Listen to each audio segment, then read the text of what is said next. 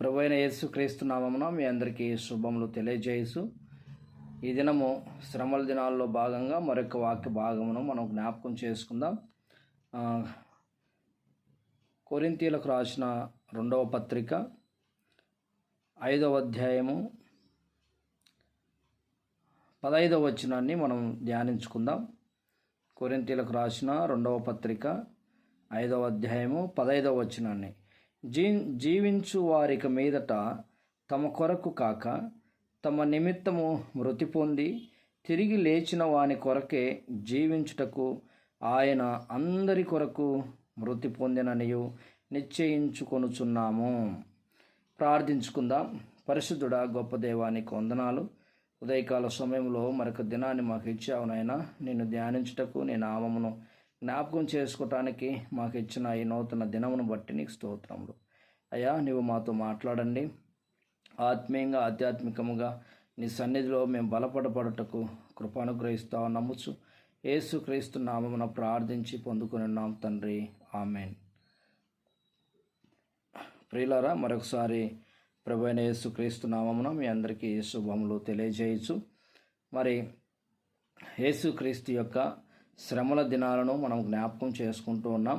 ప్రతిదినము ప్రతి రోజు కూడా మనము వాక్య భాగమును జ్ఞాపకం చేసుకుంటూ ఆయన శ్రమలను, ఆయన మన కొరకు పొందిన ఆ యొక్క శ్రమలను మనం జ్ఞాపకం చేసుకుంటున్నందుకు ప్రభువును ఎంతగానో నిరంతరము స్తుతిస్తూ, ఆరాధిస్తూ, పూజిస్తూ, గణపరుస్తూ ఉన్నందుకు దేవుడు మనకిచ్చిన చక్కటి ఆధిక్యత ఉన్నది. ప్రియులారా, మరి ఈ విధంగా మనము ఆత్మీయంగా ఎదగటానికి దేవుడిచ్చిన ఈ వేదికను బట్టి నేను ఎంతగానో ప్రభువును స్తుతిస్తున్నాను. ఈ దినము మరొక అంశంతో మీ ముందుకు నేను వస్తూ ఉన్నాను. ఇక్కడ మనం చదివిన వాక్య భాగమును జ్ఞాపకం చేసుకున్నట్లయితే ఒక అద్భుతమైన మాటను ఇక్కడ మనం చూస్తాం. అదేంటనంటే, జీవించు వారిక మీదట తమ కొరకు కాక తమ నిమిత్తము మృతి పొంది తిరిగి లేచిన వాని కొరకే జీవించుటకు ఆయన అందరి కొరకు మృతి పొందిననియు నిశ్చయించుకొనుచున్నాము. ఇక్కడ జీవించు వారిక మీదట తమ కొరకు కాక, ఈ మాట నాకు నిజంగా చాలా ఆలోచన కలగజేసిందండి. సాధారణంగా మనము వింటూ ఉంటాం తల్లిదండ్రులను అడిగితే, అయ్యా మీరు ఎందుకు బ్రతుకుతున్నారు అని అంటే వాళ్ళు సమాధానం ఏంటంటే, మా పిల్లల కొరకయ్యా మేము బ్రతికేది. మేము పోతే వారి పరిస్థితి ఏమైపోతుందో, వారి యొక్క స్థితిగతి ఎలాగుంటుందో, మేము కేవలం వారి కొరకు మేము బ్రతుకుతున్నాము అని అంటారు. కుటుంబంలో యజమాని సరిగా లేక పట్టించుకోక ఉన్నటువంటి కుటుంబాలను మనం దర్శిస్తే ఆ కుటుంబ యజమానురాలు అంటుంది, అయ్యా ఈ భర్త పెట్టి టార్చర్కు నేను భరించలేక ఎన్నోసార్లు చనిపోవాలనిపిస్తుంది.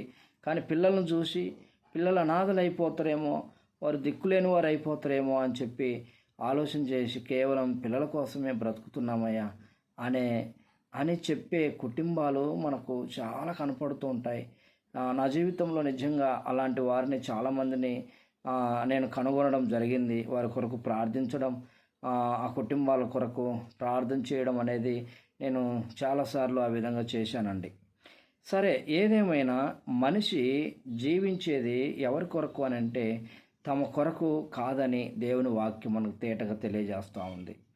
మనం జీవించే ఈ జీవితము మంది కాదండి. రెండవదిగా, ఈ జీవితము మన కొరకు మనం బ్రతకూడదు. ఎందుకనంటే మన కొరకు జీవించిన వ్యక్తి ఒక ఆయన ఉన్నాడు.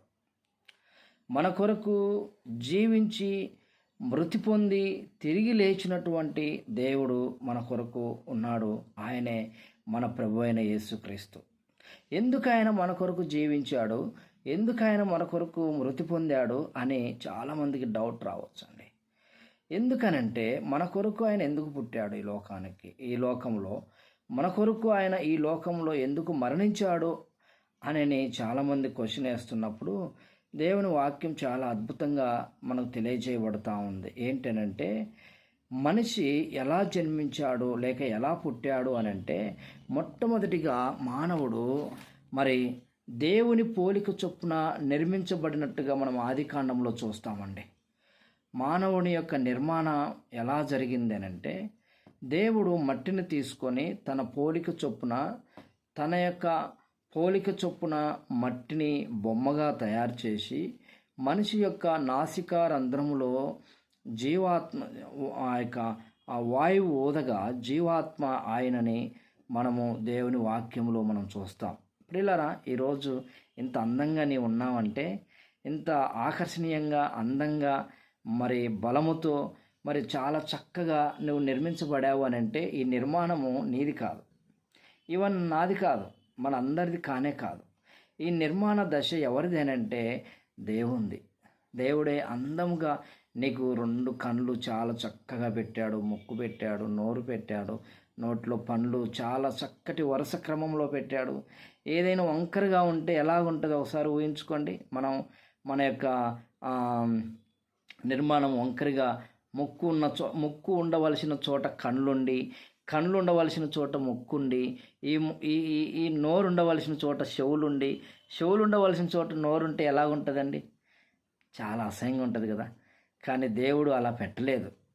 ఎక్కడ ఏది పెట్టాలో, ఏమి ఉంచాలో అది ఆయన పోలిక చొప్పున నిర్మించబడాము గనక ఈ పోలిక ఆయనది. అయితే ఇప్పుడు మనము బ్రతకాల్సింది, మనం జీవించాల్సింది ఎవరి కోసం అనంటే ఆయన కోసం మనం బ్రతకాలి. భూమి మీద మన ఇష్టానుసారంగా బ్రతకటానికి కాదు, మనకి ఇష్టం వచ్చినట్టుగా మనం జీవించటానికి కాదు, మనము ఎలా పడితే అలా ఉండటానికి కాదండి. ఎందుకనంటే దేవుడు నీ కొరకు జన్మించాడు ఈ లోకాన. దేవుడు మన కొరకు ఆయన ప్రాణం పెట్టాడు. ఇంత మంచిగా నిర్మాణం చేసినటువంటి దేవుడు ఎందుకు మన కొరకు ఆయన మరణించాడనంటే, దేవుడు నిన్ను నన్ను మనందరినీ కలగజేశాడని మనం చెప్పుకున్నాం కదా. చాలా చక్కగా మనందరినీ కలగజేశాడని మనం విన్నాం. ఈ కలగజేయబడినటువంటి మనము దేవుని పోలిక చొప్పున నిర్మించబడినటువంటి మన నిర్మాణ దశ ఏమైపోయిందనంటే, ఈ నిర్మాణము ఏమైపోయిందనంటే మనమందరము కూడా భూమి మీద చెడిపోయిన వారిగా ఉన్నాం. దేవుని వాక్యం చాలా స్పష్టంగా తెలియజేస్తూ ఉంది. ఏ భేదం లేదు, అందరూ పాపం చేసి దేవుడు అనుగ్రహించు మహిమను పొందలేకపోతున్నారనే మాట మనం వింటున్నాం. ప్రియులారా, భూమి మీద ఉన్న ప్రతి ఒక్కరు కూడా పాపముతో నిండి ఉన్నారు. ఆదాము అనే వ్యక్తి పాపాన్ని తీసుకొచ్చాడు.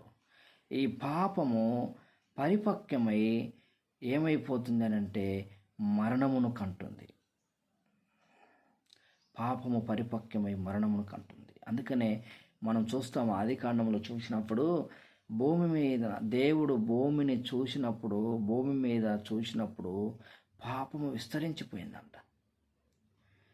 అంత చెడిపోయింది అనే మాట అక్కడ మనం చదువుతాం. భూమి అంతా కూడా చెడిపోయింది అంట.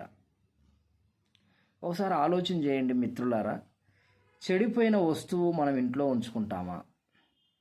చెడిపోయినది ఏదైనా మనం ఇంట్లో భద్రపరుచుకుంటామా? ఏం చేస్తాం? దాన్ని తీసి పడేస్తాం. దాన్ని తీసేసి పడేస్తాం. ఇంట్లో ఒకవేళ మనం పచ్చడి పెట్టామనుకోండి, టమోటా పచ్చడే పెట్టామనుకోండి, ఆ పచ్చడి బూజు పట్టి చెడిపోయిందనుకోండి, అది అలాగనే భద్రపరుస్తామా? వెంటనే దాన్ని తీసి పడేస్తాం. ఏదైనా ఒక ఫుడ్డు చెడిపోయిందనుకోండి, తీసి పడేస్తాం. ఈవెన్ అలాగనే మన శరీర భాగంలో కూడా ఏదైనా ఒకటి చెడిపోయిందనుకోండి, ఎగ్జాంపుల్గా శరీరంలో ఏదైనా ఒక అవయవము చెడిపోయిందనుకోండి, లేదా మనం హాస్పిటల్లో చూస్తూ ఉంటాం కదా, క్యాన్సర్ గడ్డ ఉంది అనుకోండి, చెడుపుండు అని అంటాం కదా, చెడుగడ్డ అని అంటాం కదా. అలాంటి ఏమైనా బాడీలో ఉంటే అబ్బా ఉంటే ఉండనీలే, అది ఉండాలిలే అని చెప్పి అలాగనే ఉంచుకుంటామా? వెంటనే డాక్టర్ దగ్గరికి వెళ్ళి ఆ గడ్డ తీసేసుకుంటాం కదా. మన బాడీలో ఏదైనా చెడిపోయినది ఉంటే తీసేసుకుంటాం, మన ఇంట్లో ఏదైనా చెడిపోయింది ఉంటే తీసేసుకుంటాం.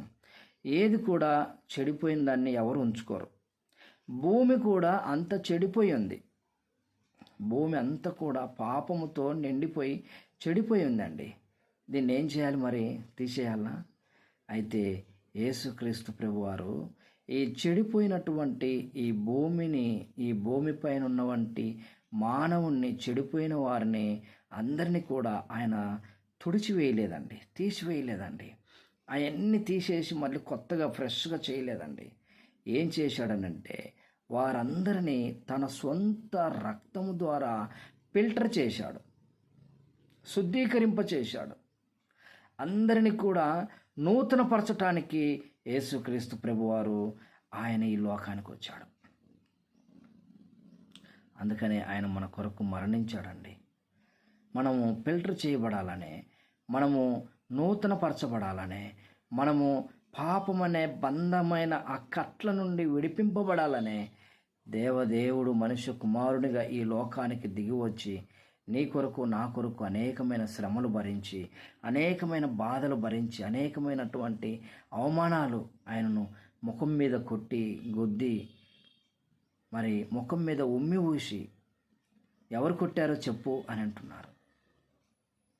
అన్ని విధాలుగా అవమానించి ఆయన్ను సిలువకు గురి చేసింది ఎవరి కోసమనంటే నీ పాపములు క్షమించబడాలని, నా పాపములు క్షమించబడాలని, మనందరి పాప విముక్తి కలగాలని చెప్పి దేవుడు అంత శిక్షను భరించాడు.